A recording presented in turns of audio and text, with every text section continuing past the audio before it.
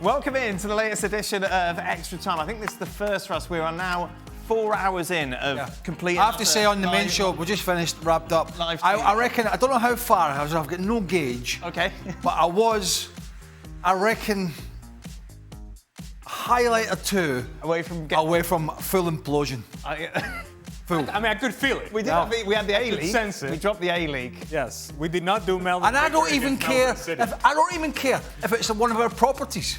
I got way past that stage. It is one of our property now, the A-League. I got way past that stage. Yes. Right? No, we kind of felt it. Yeah, no, we had the simmering. I was all right. Leaning this way. I was all right till about. Yeah, that's okay. Let's say about 5:50. It's been all right. There we go. Right, I think we've all got jobs. That was just the main thing of getting through this and not saying. No, that was okay. I have to say the cast that we did was.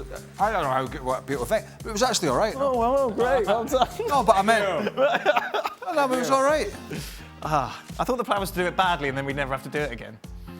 Did we fail? No, we haven't had the debrief yet. No, that's we don't do a debrief. Oh, Nobody cares. When do we, Real Madrid fans, start panicking after so many mediocre games? I don't think they ever panic. I mean, they have played poorly on many occasions and come out winning. How they won the Champions League 2 or 3 years ago when they got battered by about 3 or 4 teams.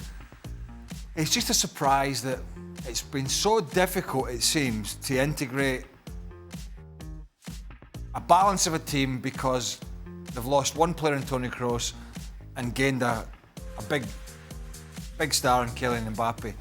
And mixing it all together to combat the loss and the gain just seems to be a real headache for Carlo Ancelotti. So I wouldn't be panicking about it, but it's certainly not been great to watch. Specifically in today's match, while that's the big picture view, specifically in today's match, what was surprising is how quickly and how easily they fell apart. Yeah.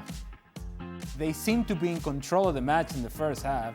Barcelona scores in the second half, and they just melted away. And it's not something that we're used to seeing from Real Madrid, and certainly from Real Madrid at home. I'm glad I'm not working on Real Madrid TV tonight. Oh, yeah. Why? Imagine that. Spin this one. Trying to spin that. Would you have to try and spin it? You would do a report on the game, obviously, because it would be a necessity, but it would be very brief. And you can't even blame the referee. Right, so you're trying to spin it. If you don't spin it, is there somebody who reports the lack of spin? No, I think you could get away with it, but you couldn't obviously say Real Madrid were terrible.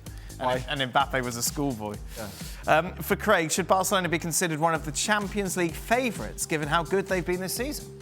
Well, currently you'd have to say yes. Yeah. Why'd you say it in such a weird way? Because I never thought I would say that because of the management change and the youngsters and the back four. But if the senior players, the more experienced players can stay fit to help the youngsters, because the younger players are going to need to be changed at some point. I don't think Casado, Fermin Lopez, maybe even Kubasi can do it for the whole season. That's a big ask for younger players. Lamine Yamal, yes, because even though he's young, he's way more experienced. But I think looking at the last 2 results against 2 juggernauts of European football, then you'd have to say, why wouldn't they? I mean, the other favourites would be Man City, and they're not playing great. They are not playing great, so I mean, there's not many better than Barca at the moment. Have you ever seen a player have a match like Harry Clarke from Ipswich today? Scored an own goal, conceded a penalty, and sent off after picking up his second yellow. I actually have, when I was back in Madrid, Jonathan Woodgate's debut. It was his debut? He scored an own goal, right, and he got sent off. This was after they paid a lot of money for him and he'd been injured for a long, long time. And he came in. That was a bit of a strange signing, wasn't it? Yeah, it didn't work out. I've seen Martín Palermo, attacking player for Argentina back in the day in Boca Juniors. I'm pretty sure he missed 4 penalties in a game. Wow. May have been 3, but I'm pretty sure he missed 4 penalties. Wow. Craig, anyone you've seen have a nightmare like that? Yeah, can't remember. Has Hansi Flick perfected the high defensive line? Oh, no. I'm so glad I'm off tomorrow. We've talked a lot about the high defensive line and the offsides. I know. I'm working tomorrow, Dan. Well, there we go. Okay, Has he perfected it? No, I don't think so.